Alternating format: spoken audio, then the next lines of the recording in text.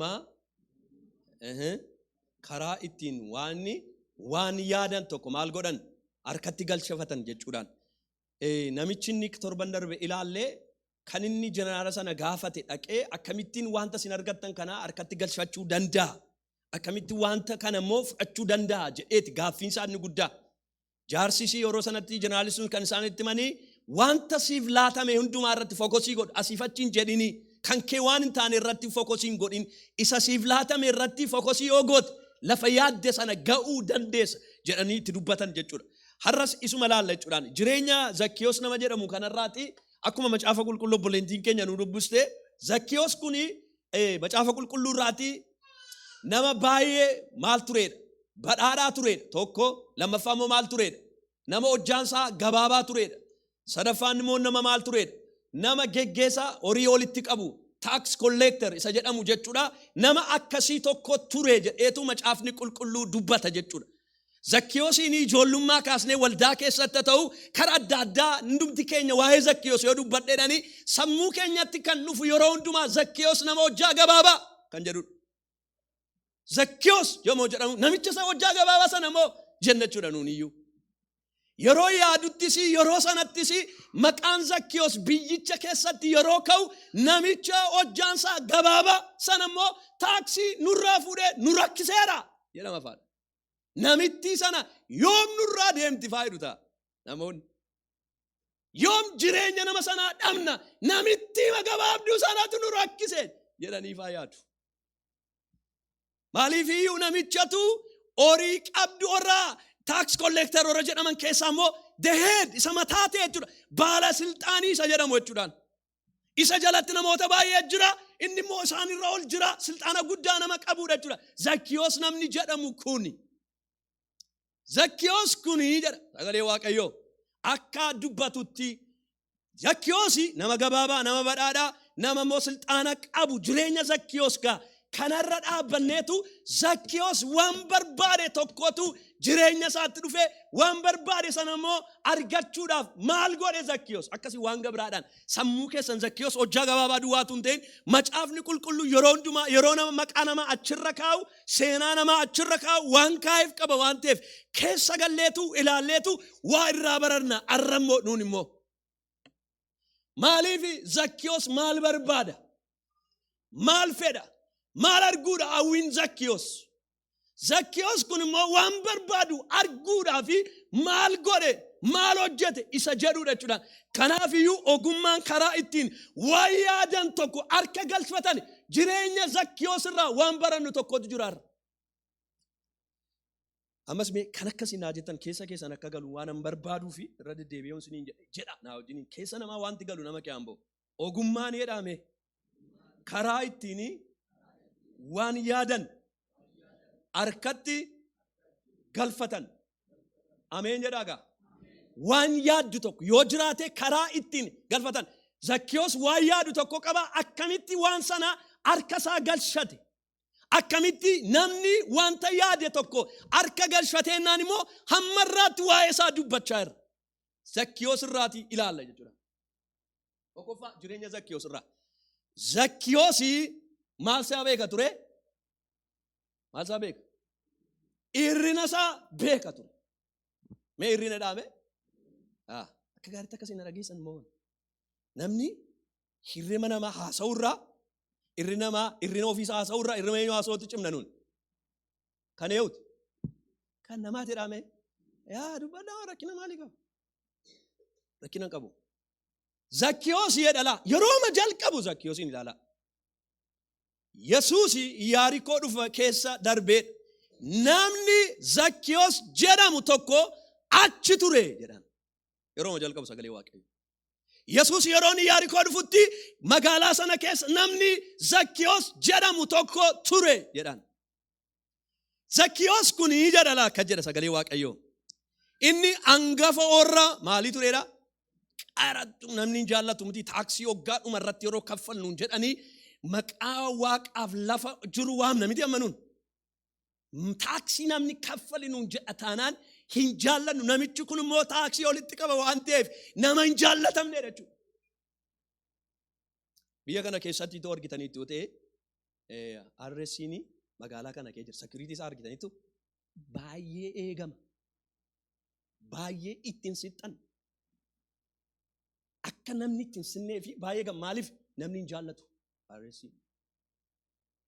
Namni taaksii kaffalu hin jaallatu. Baay'ee eegama. Ammayyuu baay'ee eegama. Ma hin jaallatamu. Zakkiyoos kun namni hin jaallatu ture. Garuu Zakkiyoosii waan barbaadu jireenya isaa keessa ture. Maayinni irrinni Zakkiyoos. Waan barbaadu tokko qaba. Zakkiyoos waan barbaadu immoo argachuudhaaf irrina qaba. Irrinni Zakkiyoos maayinni. Ayatani? Eeyyoo takkeedhaadha. Na hojii akkasii lallabdanii barbaada. Zakkiyoos maayinni gabaabni isaa? Irrinni isaa? Hojjaadha. Hojjaa. Inni jalqaba sagalee Waaqayyoo badhaadhaadha. Silxaana qaba. Qabeenyaa qaba. Humna qaba. Kana hundumaa qaba. Namni hundumtuu wanti inni qabu. Zakkiyoos garuu namni kun hojjaa rakkina qaba ture. Waan namaaf barbaachisu qaba. Garuu rakkina tokko qaba. Amma kooyyuu ana caalaa jechuudhaan gabaabinni isaa maqaan isaa eebbifamu nama na caalu nan argadhe jechuudha. Kanaaf iyyuu Zakkiyoos rakkina addaa tokko qaba waan ta'eef sagalee Waaqayyoo hirrina isaa bareechuudha. Inni jalqaba jireenya namaa keessatti wanta yaaddan harka galchachuu yoon barbaaddu ta'e jalqaba irrina namaa itun ilaalin irrina keessan bara. Maaltu natti irratanatti? Maa inni ani lafa yaade akkan hin geenyee fi kan na gochuu danda'u wanta hin barbaade sana akkan harka hin geeffanne kanaa fi kan na godhu kana maa inni irri koo what is? Anatti maaltu irrata? Maaltu natti xinnaata? Lafa yaade sana akkan hin geenye kan jedhu ofitti deebinee arra ganama akkasii yaadattan Waaqayyo barbaada. Waa'ee namaa miti jechuudha. Irrina isaa beeka ture Zakkiyoos. Irrinni isaa immoo maayin? Hojjaadhaa kaa. Mee hojjaadhaa mee? Hin sodaatina. Maali ijoollummaatti kaasnee waldaa qeexxorri guddanne beekna waan ta'eef. Rakkinni Zakkiyoosii hojjaadha. Ilaala nagaa. Zakkiyoos nama gabaabaa akka ta'e beeka. Hirrinni koo kana. Irrina koo kanaaf immoo jedhe Zakkiyoos. Waan ani barbaadu tokko mootu jiraan. Zakkiyoos eenyu barbaadaa jira? Yesuusin arguu barbaada. Yesuusiif arguudhaan immoo naannoo isaa namoota baay'eetutti naannee jira. Inni kaan hojjaansaa dheeraa. Inni kaan Zakkiyoosii ol kan ta'e. Qabeenyaan Zakkiyoosii ol ta'uu dadhabe. Beekumsaan Zakkiyoosii ol ta'uu dadhabe. Baalilxaanii guguddaa yoo ta'uu dadhabe garuu hojjaa hirruu inni qabu namoota caalantu isa naannoo isaa jira waan ta'eef Zakkiyoosii waan barbaadu tokko arguu hin dandeenye. Kanaaf Zakkiyoos akka oh my God ani waan arguu barbaadu tokko jira namni itti naannee jira arguu garuu hin dandeenye. Kanaaf iyyuu ani moo hojjaan koo gabaabaadha maal gochuun naaf taa'edha. Solutionii fide. Solutionii fide. Yeroo hundumaa rakkina keenya barreennaan solutionii argachuu dandeenya. The problem of people kana marakkinni namaa. Namni solutionii argachuudhaaf rakkina isaa jalqaba baruu qaba. Rakkinaan qabu maali? Maaliin dadhabeeran? Maali dadhabni koo? Yeroo jettanii achi booda immoo teessanii yeroo yaadu jalqabdan solutionii isinitti dhufuu danda'a. Zakkiyoos as taa'ee hirrina isaaf ituma fagoon deemin maal argate? Maal na barbaachisaa? Mukan na barbaachisaa. Akka ta'etu nama gabraa biraan nanne solutionii rakkina isaatii eessa bira jechuudha. Isa bira jira. Kanaaf iyyuu maal godhe Zakkiyoos? Dhaqeetu muka tokko dhaqee barbaade mukicharra yaabbate jedhaan. Anaafatoo warra. Rakkina keenya yoo barre waan barbaanne san arguudhaaf inni nuun barbaanne waldaa kana dhuftan maa inni? Yesuus jedhama. Yesuusin arguudhaaf immoo akka Zakkiyoos muka yaabbachuun dhuftaanuuf? No! Zakkiyoos Yesuusin arguudhaaf muka yaabbate. Anaafatarra muka yaabbachuu hin qabnu. Anaaf isiniin kan nu barbaachisu muka ituun ta'in anaaf isiniin kan nu barbaachisu nama wangeela nutti dubbatu. Zakkiyoos solutionii isaa dadhabina isaa bare dadhabinni isaa immoo maal akka ta'e dabare booda solutionii isaa immoo muka ta'uu isaa bare. Anaaf isinii arra Iyyasuus Kiristoosin arguudhaaf jireenya keenyatti lafa yaadne tokko ga'uudhaaf namatu nu barbaachisa. Biizinasii barbaadde taanaan nama waa'ee biizinasii beeku tokko si barbaachisa. Guddachuu barbaadde taanaan nama guddina keessa darbee piroosesii sana keessa darbee tokkotu si barbaachisa obboleessona dhagaa obboleettii koo. namni namaaf maaliidha namni keenya iyyuu qorichaa jedha. Isin hin jirtan taanaan eenyutti wangeela lallabanas? Marcumatti yoo lallabe marcuminatti hin deebisu. Yoo waa jedhe marcumachi taa'ee jedhee mana ilaala. Kanaaf maaltu nama barbaachisa jechuudha? Namni namaaf maal ta'a? Hin barbaachisa. Nam barbaachisu namni yoo jettani isin barbaachisa. Ana miti kan jedhe Waaqayyo jedhe. Namni qofaa ta'uunsaa gaarii miti kan jedhe eenyudha? Waaqayyoodha. Gaa'ila duwwaa miti. Namni namaa wajjin jiraachuu turreera. Ani namaa wajjin jiraadhu yoo jettee yaaddate sitti nima bineensiyyuu nama barbaada. Bineensiyyuu nama barbaada. Kanaaf yoo obboloota koo jalqaba Zakkiyoos kan inni bare hirruusaa bare maal gochuudhaaf? Wanta yaade sana bira ga'uudhaaf. Wanta yaade sana argachuudhaaf. Maa inni hirruun keessan arga. Ani yeroo taa'ee yaadu Waaqayyo waan baay'ee na barsiise anaan ofii koof sagalee kana qeetti. Namni tokko mul'ata guguddaatu keesseera, ergaa guguddaatu keesseera, yaada guguddaa qaba of keessaati.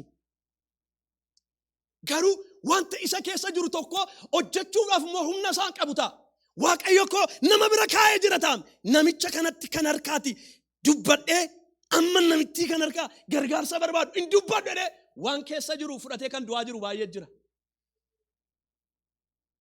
Waaqayyo wanta si keessa kaa'eef arra nama siif kennu. Mee ameen jedha. Nama nu barbaachisa obboloota ko. Zakkiyoos irrina isaa beeka. Ana jedha miti kun olaakkeedha. Yaadu qulqulluu. Zakkiyoos lakkoofsa 2. Kuni Yesuus akka Yesuus kam akka ta'e baruu barbaadeet. Bakka. Zakkiyoos maal baruu barbaada? Yesuus kun eenyunni? Namichi magaalaa keenya dhufe kun, namichi populaarii ta'e kun, namoonni duukaa fiigan kun, namoonni isa barbaadan kun eenyu Yesuus Kiristoos jedheetu amma eenyummaa Yesuus baruu barbaade Zakkiyoos. Eenyummaa isaa baruudhaaf immoo asumarra jira rakkinni isaa laakka jedha sagalee Waaqayyoo. Garuu namoonni baay'ataniif hojjaan isaa gabaabaa waan tureef isa arguu hin dandeenye. Namootatu baay'atee jira inni immoo hojjaan isaa gabaabaa waan ta'eef waan barbaadu sana arguu hin dandeenye. Maaliif egaa namootatu baay'ee isaa naannoo isaa jira ture. Inni jalqabaa wanta barbaadde sana bira ga'uu hin barbaadda taanaan ogummaan inni jalqabaa hirruu ofii baruudha. Hirruu ofii. Kan keenya afaan nutti irrachuu danda'a. Biyya kana kee waan jiraannuuf Ingiliffa akka warra biyya kanaa taasisuu dhiisuu dandeenya. Hirruu ta'uu danda'a kun. Kan keenya immoo barumsa nuun baranneetu iddoo nuu yaadne sana nu geessu ta'a. Namichi inni tokko immoo simbiraati barumsa sana barateera ta'a. Barumsa sana immoo fuunee namichi isaa wajjin nuti finnee lafa yaadne ga'uu dandeenya ta'a. Waan ani hin qabne si hin qabdu, waan si hin qabdan ani hin qabu. Namni koo obboloota koo yeroo wajjin hin jiraatu Waaqayyo irruu isa tokko keessa akka guutuuf haadha manaan abbaan manaa waan isheen hin qabne, abbaan manaan haadha manaan waan isheen hin qabne bira kaa'ee jira. Obboleessoo Waaqayyo kan inni sii kenne haadha manaa kee ta'uu danda'a, irruu kee kan guutu. Obboleettii koo abbaa manaa ta'uu danda'a, irruu kee kan guutu. Paasterii ta'uu danda'a, amantoota waldaa kana kee jiran ta'uu danda'a. Hirruu ofii yoo barre solushiniin jira. Do you know sama gaaffiin? Hirruun keenya maal akka ta'e beennaadhaan madubbiin. Hirruu namaa beekuun baay'ee salphaadha baay'ee. Baay'ee biyya lafarraa salphaanii hirruu namaa beekuudha. Irruu ofii beekuu dhiisudha. Waaqayyo immoo jireenya Zakkiyoos irraa wanta inni nu barbaachisu barbaadu Zakkiyoos nama hojjaan isaa gabaabaa tokko jennee akka dabarru tun ta'in soluushinii Zakkiyoos godhe har'a nun immoo soluushinii itti goonee jireenya keenya akka geggeeffannuudhaaf. Ani baay'een kan na dhibu keessaati hojii ergamootaa boqonnaa 9 hojii ergamootaa boqonnaa 9 hojii ergamootaa boqonnaa 9 dhaxxanii yoo ilaaltanii namicha kana naa baasime namichi kuni nama Phaawulos jedhamudha. Phaawulos kuni nama kiristaanota ari'atu ture. Nama amantoota ari'atu ture. Nama ajjeesu ture. Nama balleessu ture. Namni hundumtuu sodaatu ture. Gaaf tokko Waaqayyo gooftaan maccaa itti mul'ate Phaawulos maaliif na ari'atta? Saa'ol ture yeroo sana. Maaliif na ari'atta ittiin jedhe. Maaliin si godhe? Ati eenyu ittiin jedhe. Ani isa ari'achaa jirtu ittiin jedheetu Waaqayyo gooftaan maccaa itti mul'ate eenyummaa isaa iddatti ibsee booda Phaawulos ittiin jedhe. hojii koof si barbaada ittiin jedhe. Phaawulos hojii waaqayyootti awaamamu malee Phaawulos namni gargaaru garuu isa barbaachisa ture. Qonnaa sagal. Awwaate lakkoofsa 10 kaase. Yeroo naabda. Phaawulos kuni obboloota tokko. Namni iji isaa tokko jaame. Waaqayyoo ija isaa jaamseetu Phaawulos nama Anaaniyaa jedhamu tokko sii qopheesseera dhaqi ittiin jedhe Waaqayyo gooftaan. Anaaniyaan immoo nama tokko sitti ergaa. Phaawulos waamicha qabaatu, Phaawulos dibata qabaatu, Phaawulos nama guddaa ta'u garuu eenyu isa barbaachise? Eenyudha kan isa barbaachise? Nama maal ta'u? Nama wangeela isa barsiisu, namatti dubbatu, nama wanta ija isaa cufeef, ija isaa akka banamuuf, nama wangeela itti himuu danda'u, nama isa barsiisuu danda'u, nama barbaachise. Al jedha lakkoofsa. Bartuun Anaaniyaas jedhamu tokko immoo Damasqoo ture. Eeyyee. Gooftaan mul'atatti Anaaniyaas ittiin jennaan inni immoo kunoo asan jira yaa gooftaa jedhe. Gooftaan ka'i gara karaa Sirrii jedhamu dhaqi.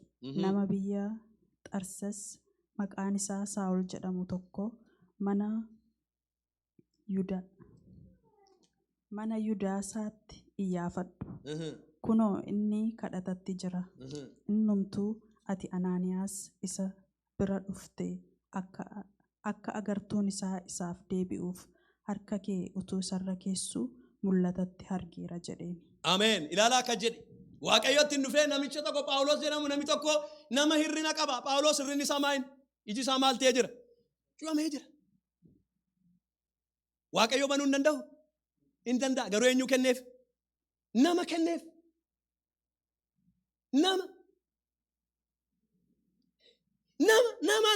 Nama maal ta'u? Nama harka isaa irra kaa'ee ija isaa banamuufi Phaawulos akka inni banamuuf nama kadhatu kenneef. Nama siniif kennu har'a. Nama dhaame. Namni sin barbaachisu obboloota ko. Namni nama gorsu, namni nama dheekkamu, namni nama qajeelchu. Hiriyyaan, haadha manaa, abbaa manaa, Waaqayyo namoota akkasii ammayyuu nuuf habaayisu. Mee ameen jedhame nuuf habaayisu. Namni baay'ee nama dhabeetu warra bineensaa nyaatameera. Badeera namni baay'ee. Nama se dheekkamu hin qabu kaa. Namni barbaachisaadha. Namni barbaachisaadha. Phaawulosii fi eenyu kenneef? Anaaniyaa kenneef. Namichi kun naqee Phaawulosii irraa harka kee kaa ittiin jedhe. Harka isaa irra kaa'e Phaawulosii irra. Gadi buusiiti mee lakkoofsa 20 kaasiitii dubbisime. Saa'ol ergasii utuu hin turin manneen sagadaa keessatti Yesuus kun ilma Waaqayyooti jedhee lallabuu jalqabe. Ilaalaa. Tajaajilli eessaa jalqabe jechuudha. Namicha Waaqayyoo kenne harkarra kaa'e kadhatee hin baasee achii booda Phaawulos lakkoofsa 20 irratti tajaajila jalqabe. Lallabuu jalqabe. Barsiisuu jalqabe. Waay Waaqayyo nama isa maal godhu? Isa maayini sheepbii isa godhu. Tokko Waaqayyo kenneef. Waaqayyo arra dubbii sagalee isaatiin namoota sheeppii sin godhan siniif kennu. Mee ameen jedhame. Namoota siniif kennu obboloota ko. Namoota wangeela dhugaa nutti dubbatanii deebii yeroo Waaqayyo jedhu deebii. Inni eebbifamta yeroo Waaqayyo jedhu inni eebbifamta kan nuun jedhan. Namoota nu barbaachisaarra.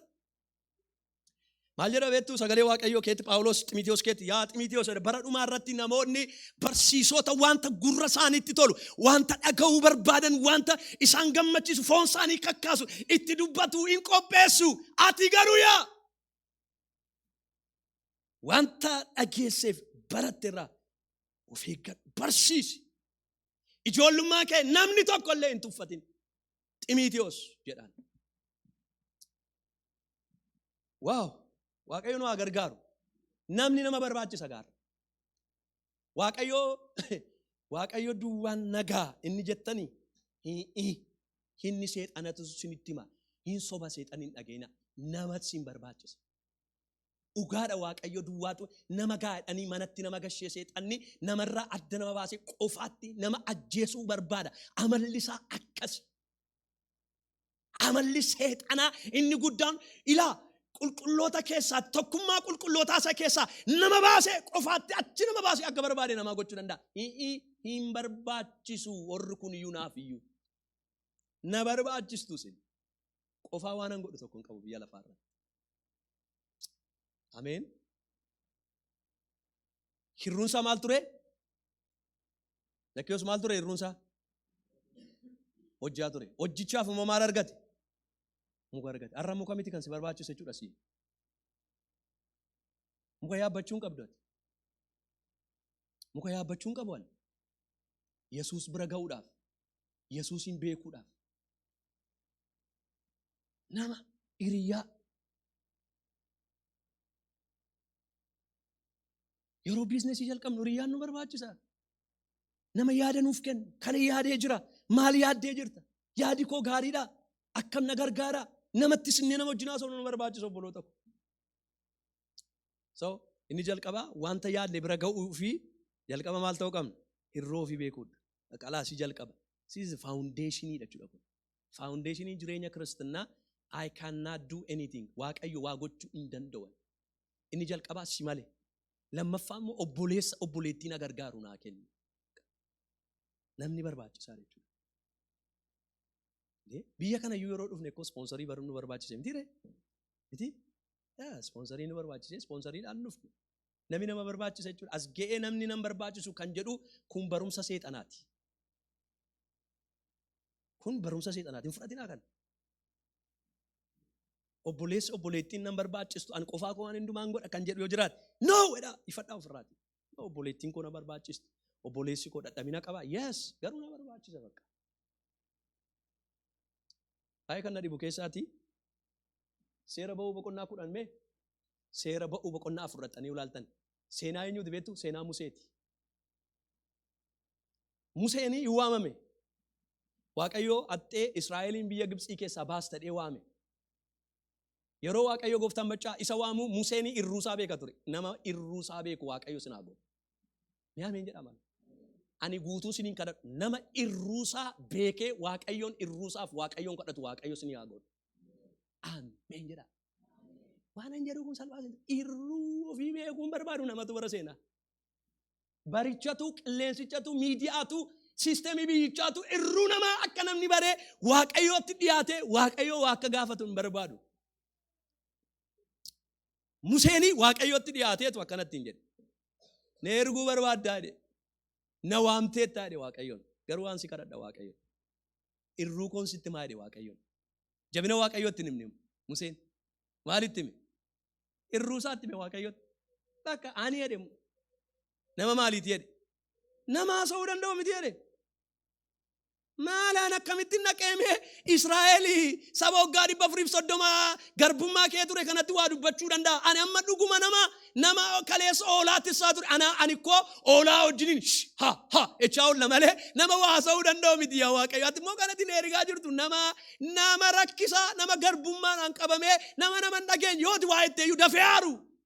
Nama akkasiitti na ergitaa yaa Waaqayyo. Tokko. Lammaffaa immoo Fariyoon jechuun nama advaayizarii naannoo isaa jiru yoo isa gorsan iyyuu waan dubbatu qabu nama baay'ee haasaa beekutti na ergita. Ani nama afaan koo maaliidha? Koltaaffaa nama haasa'uu hin dandeenye. Waaqayyo gooftaan maccaa natti tolaamu Waaqayyo kun. Ani arraba sii ta'a hin jedhe? Hin jenne. Waaqayyo ani si kee goreen dubbadhaan jenne. Dhiinaan. Jira tokko fagoon nane Waaqayyo asuma si bireeraa eenyuun neennaani eenyuutiin jedhe namni Aroon jedhamu tokko si biraa jira namichi ati yoo dubbachuu dadhabde ati tee in dubbata ittiin jedhe Waaqayyo nama akkasii siniif kennu ara mee ameen jedhama nama nu barbaachisa nuun ara namni baay'ee waan guguddaa ani ammas irra deebi'een jedha waan guguddaa baatanii du'uu Waaqayyo nama oolchu. Maaliif nama dhabe? Waaqayyo eenyuun kenneef? Arooniin kenneef. Arooniin siniif kennu ara. Nama wanta sin gochuu hin dandeenye iddoo irruu keessanii siniif dhaabbatu Waaqayyo nama akkasiin sinaa badhaasu.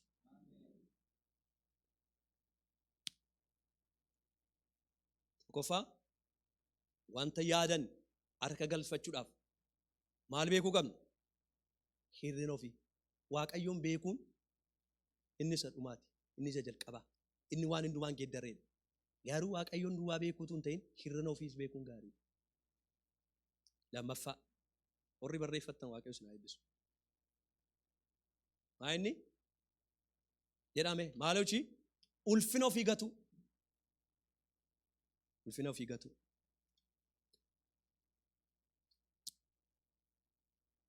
Kana godhe gaan ulfina isaa gate. Maal ture namichi kun? Badhaadhaa ture, baasixaanii ture, silxaana qabu, badhaadhummaa isaa hundumaa hachi kaayee maalitti fiigi? Mukatti fiigi. Maal gochaa jira jechuudha? Ulfina isaa gadi buuse. Ulfina kee gadi hin buustu taanaan wanta yaadde sana argachuu hin dandeessu. Ulfinni isaa horii isaa ture isaaf. Ulfinni isaa silxaana isaa ture. Qabeenyaa dandeetti nama biratti iddoo guddaa. Zakkiyoos garuu ulfina qabu hundumaa gadi buusee muka yaabbate. Namni muka yaabbatu nama akkamiiti? Amma imagine namni muka yeroo hundumaa biyyaatti yaabbatee muru nama waa qabuudha moo? Nama silxaana qabuudha moo? Nama maqaa gaarii qabuudha moo? Nama akkamiiti? Nama rakkinni maal isa godheedha? Iyyummaa qabu. Nama jireenyi ittiin tolleetu yeroo baay'ee muka yaabee mukarraati mureetu isaan jiraata mitiire. Zakkiyoos ikkoo horii qabaam. Zakkiyoos ikkoo namoota abalu kai yaabbadhutti hin jedhani namoota ergee yaabbachiisu qabaam. Hin qabu? Silxaana qaboo? Qaba. Namoota isa jala hojjetan qabaam. Waan baay'ee silxaana qaba. Garuu Zakkiyoos wanta barbaade argachuudhaaf isa qabu hundumaa dhiisee ulfina isaa gadi buuseetu muka yaabbate dhaqe. Waan barbaadde harka keetti galchalchuun barbaadda taanaan ulfina kee lafa kaa'uu qabda jalqaba. Waldaa yeroo dhufnan boleessi koo masila baadii yeroo dubbatu lallaba koo keessa galaata moochaan ture. Namni baay'ee namas yeroo waldaa dhufnu mana kamitiin harka rukutaa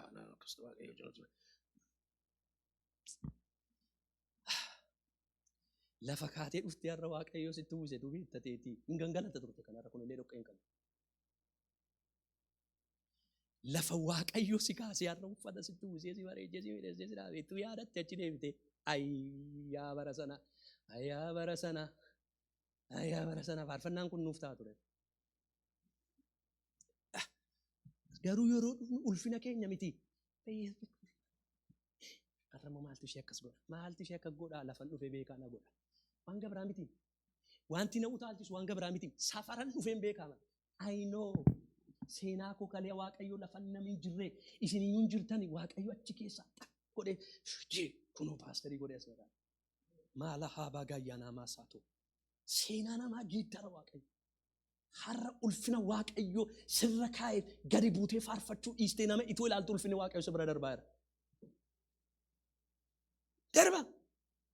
Itu nama ilaallu, itu waa'ee namaa yaadnu maal naan jedha dhiisi maal siin jedha waaqayyoon iddoo daatee si kaaseyyuu waa siin hin jenne ati koo nama cubbamaa gadadamaa namni nama hin barbaanne namni hundumtuu dhiisee kan irra darbee ituuti dhiiga keessa gangalattu achi keessaa dhufee Yesuus ilmi waaqayyoo dhiiga sirraa dhiqee uffata sirraa baasee uffata haaraa nama si uffachisee foolii sitti godhee si fidee asi kaa'edha.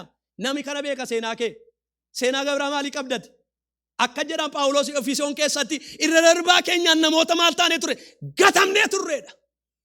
Abaarsa kan turre jedha. Dukkana keessa kan turre jedha. Waaqayyo karaa ilma isaa Yesuus Kiristoos achi keessaa butee nu baaseedha. Maqaan isaa eebbifamu. Seenaan kee kana seenaa maalii qabdati? Seenaa kana duwwaa nama qabu ati. Seenaa keessatti nima macaafni qulqulluu akkasiin jedha. Dukkana keessa turte, jireenya badiisaa kee turte, cubbuu keessa turte. Ani xuuxeen beeku yoo itti nama xuuxeetti harka qabaa turteeti. Cubbamaa turteeti jechuudha. Dhugeen beeku yoo jette an dhugeen beekuudha namni tokko tokko. Dhugeen beektu ana waan gabraa immoo gochaa baati ta'a. Maaltu beeka? Namnas keessaati ani kanan goone namni jedhu yoo jiraatte sitti nima ofiin goyyoomsini lafa dhumnee hundumti keenya qabna. Ulfina kee gati waaqayyo waaqeffadhu. Jiraadhu waaqayyo wajjin deddeebii waaqayyoodhaaf. Wangeelli kun maqaa Yesuus isinitti agalu. Kana isinii kenna waan isinii kennuu qabu. Maaf bira dabarsina ulfina waaqayyo. Bira dabarsina. Obbiidhaan hin dabarsinaa ulfina Waaqayyoo. Obbiidhaan dabarsinaa obboloota ko. Efesoon boqonnaa 2, Filiphiyos boqonnaa 2 meenaa baasi maanane. Filiphiyos boqonnaa 2. Iddoon kun dinqii jireenya nama tokko nama Iyyesuus jedhamu tokkorraa waan guddaa tokko baranna. Abeet Iyyesuus galanni siif haa ta'u. Sagalee kee dhufaa jiru kanaaf si haa galatu. Roobaa jira ergaan ati nuuf qabdu. Akka jedhu 2:5 kaasee. Yaada garaa isa Kiristoos qaba ture qabaadha. Yaada garaa isa Kiristoos qabu maal ta'a? Qabaadha. Maayini yaadi garaa Yesuus kun? Maal qaba ture Yesuus? Ilaa akka jedhe. Inni bifa waaqummaatiin utuu jiru.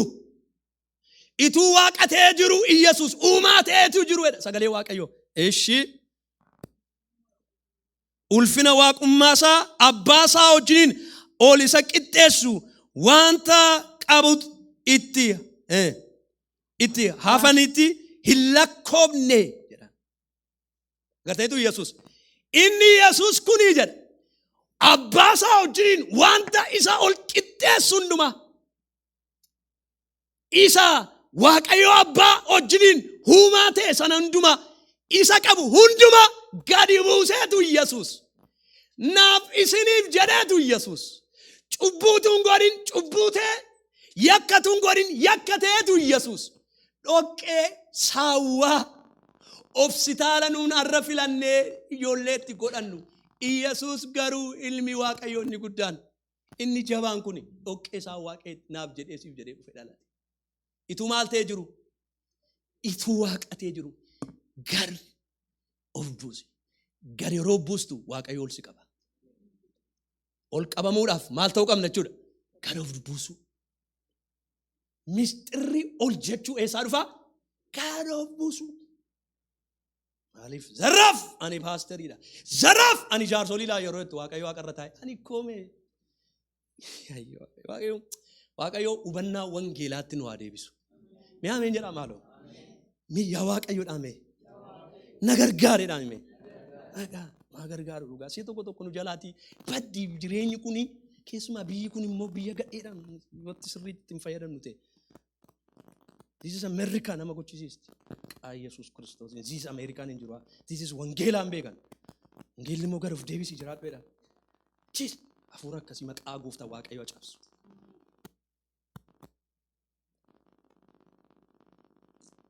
Waaqayyo hubannaa wangeelaatti nu deebisi maal? Abbaa kee faadha kee ulfina kennii umuriin kee hundumtuu biyya lafaa irratti maal taa'edha? Neera taa'edha. Sobuu Waaqayyo. Abbaa faadha koo ta'uu qabdan isin ulfina isinii kennuu baadha. Hangafoota koo. Haadaan keenya koo haada bareedaa qabnaa. Dargaggootaan dhagaa. Namni guddaan durii balbalaa nu dhufee dhaabbannee dabarsina. Kamitti dabarsa dargaggeessa ammaa? Jaarsa abbaanaan guddoon yeroo isaan darban ichaa deeman. Hafuuraan kun. Mana hafuura. Hafuuraan akkas. Fudhatinaa nooyedha. Nun siistemii irra ol jennee jiraanna malee siistemiin nurratti ol jedhee jiraatu. We have a culture. Culturii mataa keenya, aadaa mataa keenya, eenyummaa mataa keenya saba qabnu dhannu. Lafa dhumne nama beeknu dhannu. Gara of deebisuun gaariidha. Wangeelli kun nuuf agalu. Lakkeedha lakkoofsa 3. Lakkoofsa 7 maayidha nane. Inni ulfina sana gadhiise kan waan tokkotti hin gallee of godhe. Ilaalaa. Inni ulfina sana gadhiise Yesuusidhaan akka waa tokkottillee hin galle godhe. Bifa maaliif uffateedha? Bifa garbummaa fudhatee. Achi yoo? Fakkaattii namummaatiin hin dhalate. Ilaalaa. Bifa garbummaa fudhatee fakkaattii namummaatiin dhalate. Waa'ee Yesuusiin. Waan hundumaa nama ta'ee argame. Yesuusiin ilma Waaqayyootiin. Isanaaf jedhee siif jedhee du'eedhaan inni kan hundumaa hojjete. Gadoof deebise. Gadoof deebisi. Ulfina Waaqayyoo argita. Waaqayyoo eegee sin godhu. Mataa malee yerootti gadoof deebistu. Yerootti Waaqayyoodhaaf jireenya kee gadoof deebistee Waaqayyoon gadoof deebisuu jechuun maal ni beektu? Ilaa akka jedha gadoof deebisuu maal akka ta'e? Ilaa akka jedha. Inni gadoof deebisee hamma du'aatti hamma fannootti duuyyuu maal ta'edha? Abboomamaa ta'e jedha. Gad of deebisuu jechuun abboomamuu jechuudha. Waan gabraan qabu. Namni tokko gad of deebiseera yommuu jennu abboomameera. Yeroo mana qulqulleessi hin jedhan mana qulqulleessi. Yeroo haadha manaan ka'e qodaanaa miicis hin jettu qodaa miiciif achi jalqaba. Yeroo isheen daayiperii micaanaa jijjiirratti daayiperii micaa jijjiiriif achi jalqaba gad of deebisuun. Kan abbaa manaa dha'u.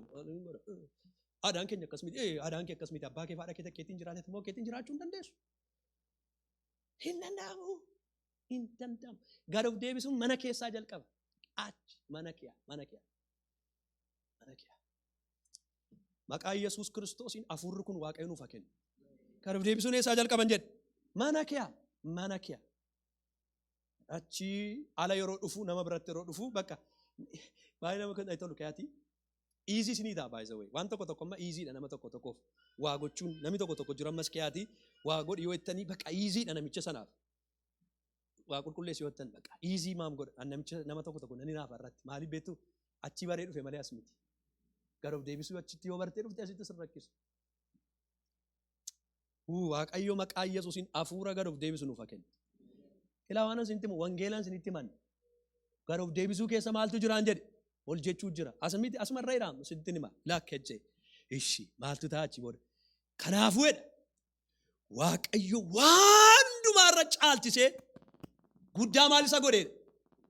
Ol isa qabeedha. Agartaniitu Iyyaasuus gad of deebisee hamma du'a fannootti abboomamnaanii Waaqayyo abbaan immoo maal isa godheedha? Ol isa qabeedha.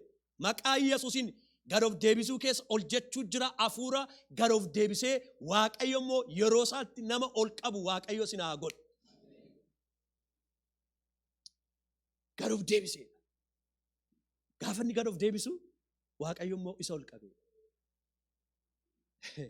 Nama hin kabajne iyyuu koo namni foon iyyuu kabaju mitiiree nama sin kabajne kabaju ammasin hin kabajan kabaja barbaaddu miti ammasin namni biyya lafaarraa kabajan barbaadne micaan xinnoo iyyuu moonaa isheen xinnoo akkeetti natti naasa'inii naan jetti tokko anatti keessuma akkeetti maaliif ani waan baree dhufeetu jira waan hundumaa nuu fuulli keenya hunne eekama smaalii goonee dubbachuun warri sun immoo smaalii godhu. Kanaaf ulfina barbaada daadii jetti. Namni nama hin kabajne barcuma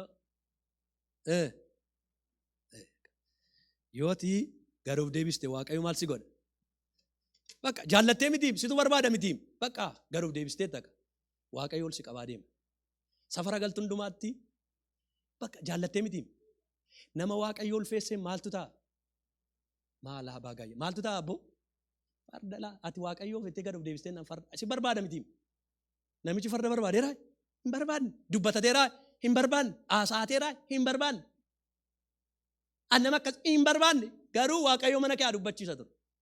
Ati Waaqayyoon kabajjenna Waaqayyo namoota sii kaasa. Maqaa Yesuus Kiristoosiin orra Waaqayyo duratti gadi buusanii jireenya jiraatan Waaqayyo ol qabamayyuu. Kun wangeela isinitti maaran. Akka kuni dhugaa wangeelaati. Callee si eebbisa yoon siin jedhee waan ati hin eebbifamneef maaliif bara kee hundumaatti rakkatta? Garuu yoon pirinsipaalii isaa sitti mee si gargaara yoo itti jiraanne.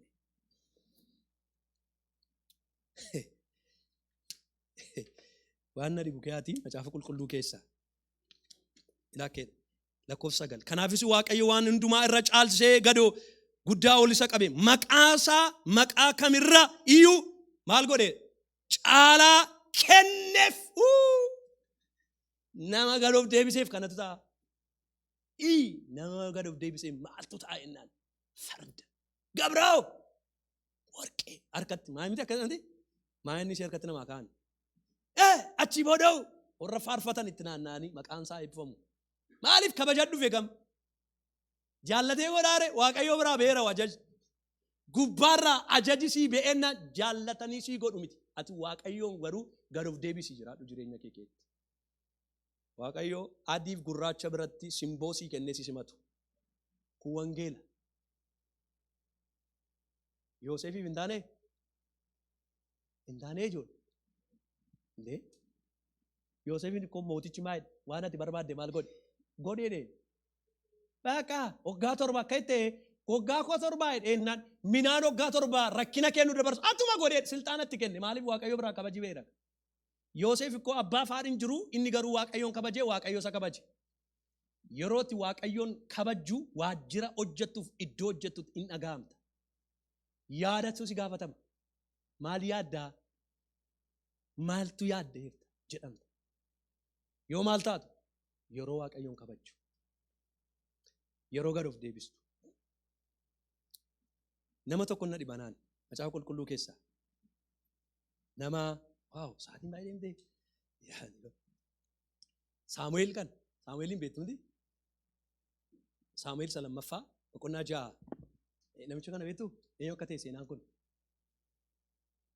Daawit nama jedhamu beektuuti. Daawit kuni eessaa dhufisaa jalqabuun oolaa tikse kee dhufe. Hachi keessaa dhufee waaqayyo seenaa isaa geeddaruu fedhee waan baay'ee keessa dabarseetu Saa'ol achii ka'ee dhufe silxaanatti dhufe mana dhagaa gaarii. Daawiti lafa dhufe beeka. Lafa ka'ee beeka. Haadha manaan Saamu'eel eenyu turteedha sagalee waaqayyoo. Micaa eenyutu isheen? Isheen micaa Saa'ol. Isheen ikkoo gaafa isheen dhalatte kaaste isheen kan isheen barte gaafuma dhalatte kaaste namatu balbala ishee bana. Qursiin achitti dhufaaf. Qorran beektu. Mana waadha kan isheetti guddatte. Yeroo immoo inni dallaa. Kaarsetii keessa teessee guddatte isheen. Hin beektu rakkina. Seenaa Daawitii kana hin beektu. Gaa'ela tolitti innaa gaafa namichi kuni gaaf tokko akkuma durshaa kalee sana alamee gaafanni namoonni kakuuni waaqayyoo saanduqa kakuu gara magaalaa Daawit galuu inni Daawit koo uffata isaa yeroo jedhu macaafni qulqulluu akkasiin na hubattan hin barbaada. Uffata jechuun uffata uffate miti. Daawitiin namoota addaarraa kan isa adda isa gochaa ture maal inni sitti kaatan gonfoo yaadattu dubartii Ingilizii nu gosa ishee amma duute argitaniitu viidiyoo isaa reeffa isheerra maal kaa'an du'a namaatti illee maal kaa'u jechuudha. Mootii waan taateef gonfoon ishee suni ishee marra kaa'ama. Daawit jechuun guyyaan seenaa kanarraa ilaallutti gonfoo kaa'ata ture. Daawitiin fagootti kan adda isa gochaa ture gonfoo ture. Mootii Daawit jedhama ture. Guyyaa sana garuu Daawiti yeroo kakuun waaqayyoo ulfinni waaqayyoo Israa'eliif dhufe garuu Daawitis akkuma namootaa tokko ta'e. Mootummaa sana gadi lafa kaa'eetu uffata immoo uffachaa ture kan mootummaa uffata addaa tokko uffatu ofirraa baaseetu namootuma orra geggeessu keessa lixeetu utaaluu jalqabe faarfachuu jalqabe. Daawitiin yeroo sana ilaalteetu ati mootii miti yootiin jette. Maaltu akkasi godhaa? Maaltu si maraachaa itti? Maal ittiin jechaa jirti beektu? Iddoo kee wallaaltee gara buusteetiin. Daawit immoo deebii kennaafiira. Gadi bu'uu keessaan ol ba'utti dhufanii. Kanaan kan naga'e ulfina amma magaalicha keessa galaa jiru.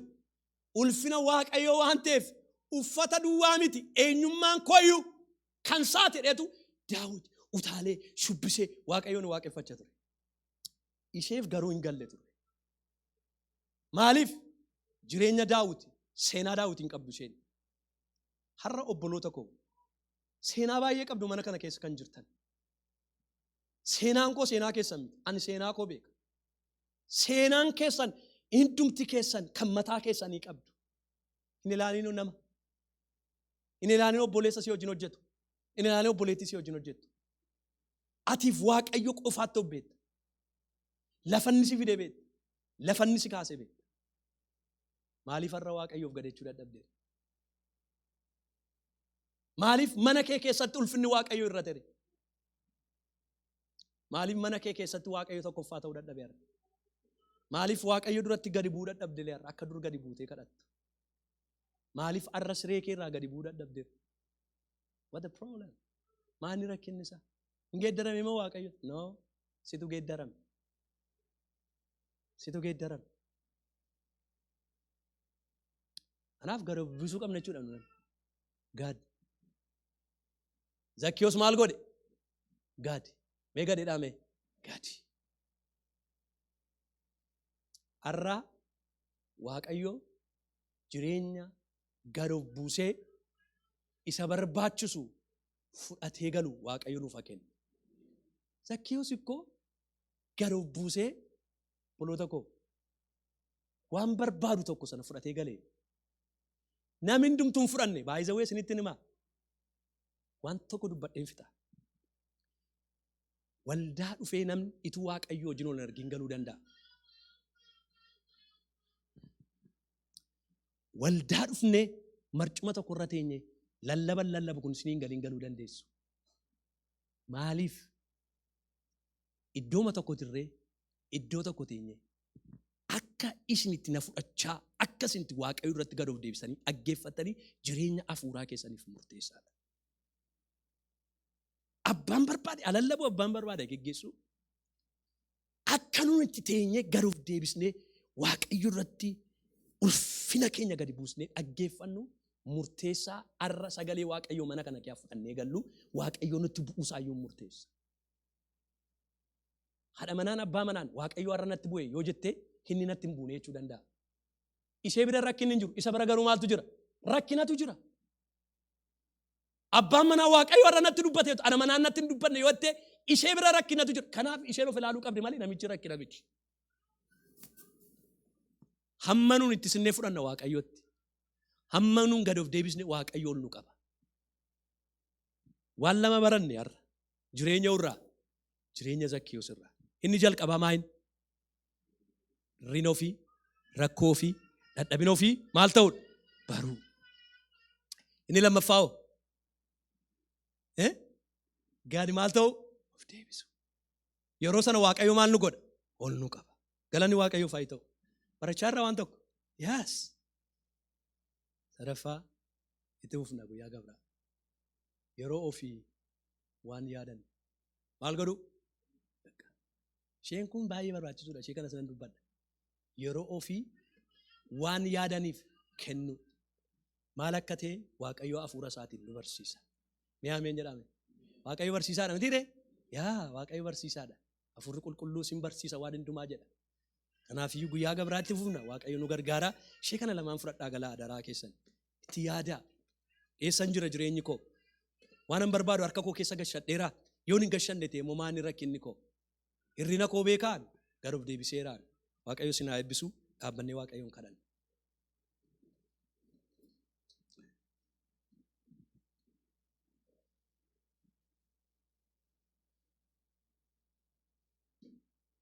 Mee fuula Waaqayyo dhaabbannee si tokko gabiidhaan mee Waaqayyo maal nutti dubbate har'a?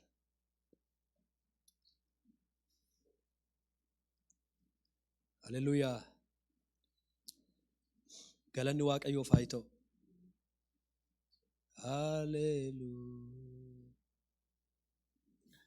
Haleluuyaa. Haleluuyaa. Haleluuyaa. Mee Waaqayyo duratti jedhaati dhaggeeffadhaa mee. Na gargaareedhaa mee Waaqayyoon. Na gargaari Yesuus. Na gargaari laabaa baasee laabaa goos. Oo hafuura Waaqayyoo.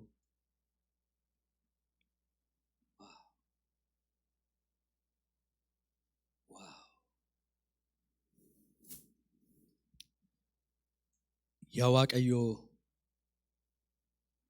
waan nutti nu jaallattuuf jaalala waan nuuf qabduuf sagalee kee nutti dubbatte galanni siif haa ta'u. Ijoolleen abbaan ijoollee jaallatu hin dheekkama hin qajeelcha. Waan jaallatuuf immoo wanta isheef ta'u godhaafi itti dubbata. Har'a waan nuuf ta'u waan nu gargaaru gad of deebisuu hirrina ofii beekuu maal akka ta'e nutti dubbatte Maqaa Yesuusiin galanni siif haa ta'u. Horra yaa Waaqayyo kana beekanii si wajjiniin jiraatan nu godhi. Sagaleen kun firdiif nuuf hin ta'in. Jireenyaaf nuuf haa ta'u. Itti nageeddaramnu. Abbaa koo maaloo nu keessaatii dhaga'ullee dhageenyeerra. Yaa Waaqayyo garuu sagaleen kun jireenya keenya haa hojjetu. Hafuura Waaqayyoo harka keessan mirgaa gara Waaqayyootti ol qaba.